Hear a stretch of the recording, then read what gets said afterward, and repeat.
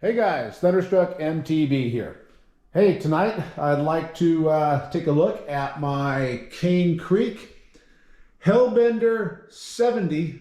Hell yeah! The Hellbender 70 headset on my Santa Cruz Chameleon, and compare it against what I've used for 16 years, I think, the Cane Creek 40. That's all I've ever known. I've never used another series of headset from Cane Creek, and that's all I've known that I can remember. So in the description below the video, I'm going to throw a link up to a really well written article from Worldwide Cyclery. Goes over in detail the similarities, the differences, and the interchangeability between crown races and bearings and whatnot of Cane Creek's top three models. The top 110, the Hellbender 70, which I'll just call the 70 from now on, and of course the 40, which is pretty much the workhorse, but I would think most of us are used to. So the differences between the top of the line 110 and this 70 here are very minimal. They both share the exact same double lip seal aluminum crown race, the exact same Hellbender bearings, the exact same sealing architecture and structure underneath this top cap, which is better than the 40. Literally the only difference between the two is where the cups, if you have them, or the top cap is manufactured. For the 110, it is completely manufactured in the United States, and boy do you pay for it. For the 70 here, it's manufactured, anodized, laser printed in the same location as the 40 is, which is probably going to be in Taiwan, would be my guess. That's pretty much the difference between the top two series. So now my first-hand experience with this 70 versus the 40 that's been on here, and the bike before it, and the bike before it. So I've been happy with the 40 series with one exception, and actually only one exception, and that is the lower bearing gets filthy, dirty, grimy, gritty here in the high desert way too fast, regardless of the grease being used. It literally doesn't matter. And for the longest time, I just kind of thought to myself, well, I guess that's just what happens here in the desert. It's just exposed, and there you go. And then I stumbled across that Worldwide Cyclery article and read about the Cane Creek 40s steel, but not that that matters, but it's the fork crown race. It's a single lip design. So the actual single lip design is referring to that blue silicone / rubber part that meshes up against the bottom of the face of the bearing. They use a single lip design on the 40, and it is, in just a nutshell, it is inferior in every single way than what comes on this Hellbender 70 and the 110, which is an aluminum dual lip sealed crown race. And this crown race is so much better. First-hand experience, real quick, is I bought this fork in April, installed it in April of 2022, and had my existing 40 headset, but I needed a new crown race because I sold my other fork with the crown race on it. So knowing what I knew at that point, I said, hey, I'm going to go ahead and buy this updated dual lip 70/110 crown race, and made it with my existing 40 series headset. Bearings are about a year old, little notchy on the bottom, but were still, serviceable. So installed everything, cleaned, greased, and rode all summer long, perfection. Right around October, I started changing bars and stems. And what better time to service a headset than when changing the bar and stem? And I pulled the fork down to service the bottom bearing, and couldn't believe what I saw. It was not spotless, but it was so much cleaner than I was ever used to seeing. There was no grit, there was no grime. The other ones always looked like I freaking dropped the bearing in a desert before. This one, not any way, shape, or form. Grease, yes, but not like that. It looked very similar to what the top bearing looked like of the 40. I never had a problem on the standard 40's top bearing. Never.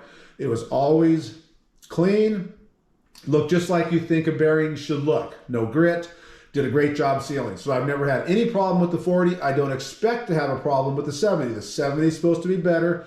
I did turn the 70's top cap over and compare it to the 40, and it is visually a little different. It's supposed to be better. Time will tell literally on that thing. But the bottom, night and day difference, guys. Unbelievable. So I knew right then and there that was a problem the whole time with that bottom bearing. Yes, I ride in the high desert of SoCal. Dust, silt, sand, grit, grime. Yes, I get it. But I never ride in the rain. I don't ride in mud. I don't use water to wash my bike. Since I don't ride in the rain and mud here, it's just frowned upon, just a little bit different here where we live. It just really jacks the trails up compared to, you know, the rest of the world. So anyway, don't ride there in the mud. And I just use air compressor. I use my microfiber towel with some product to clean the bike, and that's pretty much how you see it in every video when I do quote unquote wash it. Never water. So if that lower bearing was that nasty looking every time in 6 months from just you know, grit, what happens when there's, you know, mud and water splashes up, and then you have to pressure wash it or just wash it after every ride like the rest of everybody does, where you have to ride in the rain and in the mud and wash your bike, or you simply don't ride. Yeah, that 40 series Crown Race, now that I know what I know firsthand, I don't know why Cane Creek even offers that on the 40 series. They should put that turd on the 10 series, and then they should make maybe a steel version of the dual lip and put that on the 40 so it weighs more, and then put this aluminum one that comes on the 70 and the 110, put that on the more expensive ones. That seems perfectly fine to me. But yeah, again, firsthand knowledge. I will certainly never go back to the single lip crown seal of the 40 ever. So the Hellbender 70 bearings, these are stainless steel. They have a red lip. It looks different, but they are stainless steel, both the bearings and the outer and inner races. So they're supposed to last longer.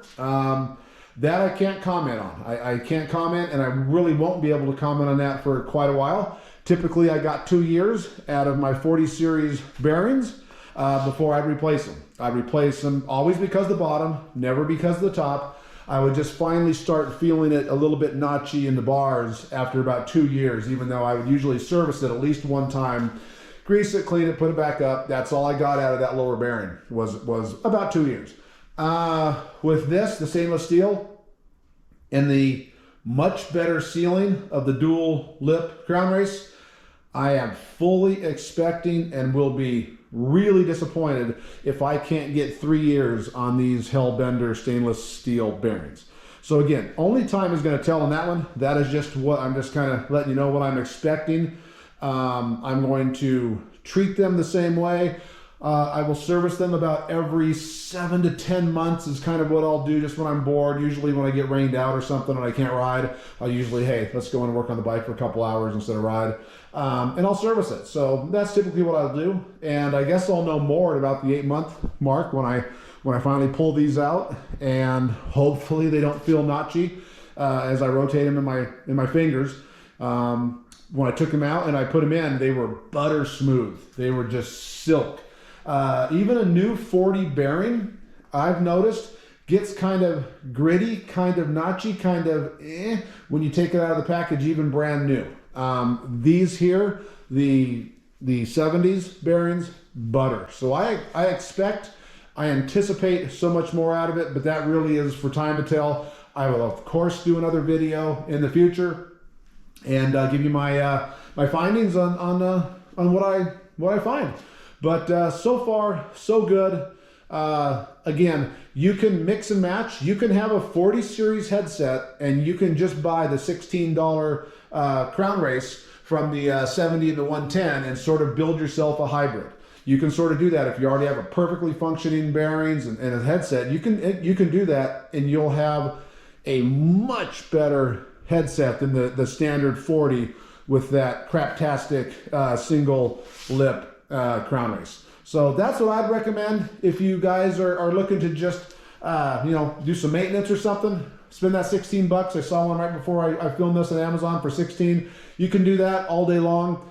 If you're going to go between the 40 and the 70, 70 looks pretty cool. I mean, it says Hell right on the bike there. Hellbender 70, how can that not be cool? My mom always said I was a Hellraiser when I was a kid, and now I bend it. So, yeah, it's pretty cool. I like it. The 40 has that weird lizard frog thing. I don't even know what that is. This one doesn't. I think this one's a little better logo.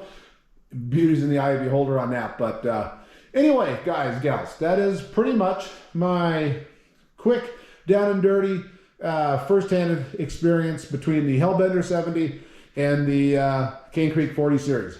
So there will be a second video when the time gets there. And when it's there, I'll throw a link to it at the end of this video.